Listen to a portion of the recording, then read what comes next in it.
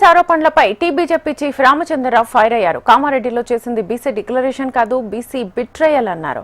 న్యాయ సలహాలు తీసుకోకుండా సాధ్యం కాని హామీలనిచ్చి ఇప్పుడు ఆ నింద తమపై మోపుతున్నారంటూ మండిపడ్డారు. 42% రిజర్వేషన్ల కోసం పంచాయతీరాజ్ చట్టంలో సవరణలు అవసరమని చెబితే బీజేపీ బీసీకి వ్యతిరేకమని విమర్శించి ఇప్పుడు అదే సవరణ చేశారని గుర్తు చేశారు. నిజంగా బీసీలపై కాంగ్రెస్ కు చిత్తశుద్ధి ఉంటే డిక్లరేషన్ చేసిన 2 ఏళ్ల వరకు ఏం చేశారని ప్రశ్నించారు. కేంద్రం బీసీ రిజర్వేషన్ కు ఎక్కడ అడ్డుపడిందో చెప్పాలని డిమాండ్ చేశారు. కామారెడ్డి డిక్లరేషను, మళ్ళీ బీసీ రిజర్వేషన్లు ఇవన్నీ తెర మీద తీసుకొచ్చి వాళ్ళు వైఫల్యం చెందారని చెప్పేసి ఒప్పుకోకుండా భారతీయ జనతా పార్టీపై ఆ నెపం దూరాలని ప్రయత్నం చేస్తున్నారు. కేంద్రమే బాధ్యత, బీజేపీదే బాధ్యత ఇవి చెప్తా ఉన్నారు.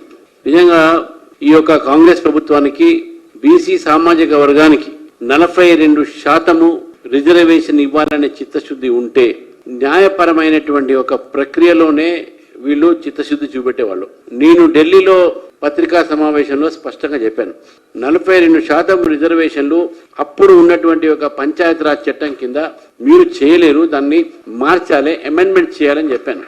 ఆ మాటకు కాంగ్రెస్ పార్టీ నాయకులకు వాళ్ళకి అర్థం కాక ఈ బీసీకి వ్యతిరేకం అని చెప్పి అదని చెప్పేసి మాట్లాడారు. మళ్ళీ చేసిన పని ఏంది? నేను ఇచ్చినటువంటి సలహా మీదనే, నేను ఇచ్చినటువంటి ఒక సూచన ఆ టైప్లోనే మొన్న అసెంబ్లీ పెట్టి 285 సెక్షన్ ఏదైతుందో 285 సెక్షన్ అసెంబ్లీలో దాన్ని గ్రామ పంచాయతీ యాక్ట్లో సమానం చేశారు. వాళ్ళ పార్టీకి సంబంధించి చాలా మంది మేధావులు ఉన్నారు, న్యాయవాదులు. మరి వాళ్ళని సంప్రదించకుండా చేశారా? మీరు కామారెడ్డి డిక్లరేషన్లోనే 42% డిక్లేర్ చేసినప్పుడు ఇవన్నీ కూడా పట్టించుకొని న్యాయమైనటువంటి ఒక ఇన్ని చూసుకొని చెప్పిన అనుకున్నాం. మేమైతే ఊరికే అట్లా ప్రజల్ని మోసం చేయడానికి చెప్పినట్టు మేము అనుకోలే. కానీ ఈ రోజు ప్రజలు గమనించారు, తెలంగాణ బీసీలు గమనించారు. మీరు ఆ రోజు కామారెడ్డిలో చేసినటువంటి బీసీ డిక్లరేషన్ కాదు, అది బీసీ బిట్రేయల్, అది బీసీ ఘోషణ కాదు, బీసీకు ద్రోహం అనే విషయాన్ని కూడా ఈరోజు నేను చెప్తా ఉన్నాను. కాంగ్రెస్ పార్టీకు నిజంగా చిత్తశుద్ధి ఉంటే ఏ రోజు అయితే డిక్లరేషన్ చేశారో ఆ రోజు నుంచి ఈ రోజు వరకు దాదాపు 24 నెలలు దాటిపోయింది. అంటే 2 సంవత్సరాలు దాటిపోయింది. మనకు ఈ 2 సంవత్సరాలు దాటిపోయిన తర్వాత ఇంతవరకు దానిపైన ఆలోచన ఎందుకు రాలేదు కాంగ్రెస్ పార్టీకు?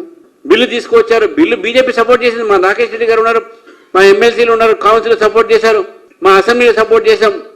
ఇప్పుడు మీకు కేంద్రం ఎక్కడ అడ్డం వచ్చిందండి?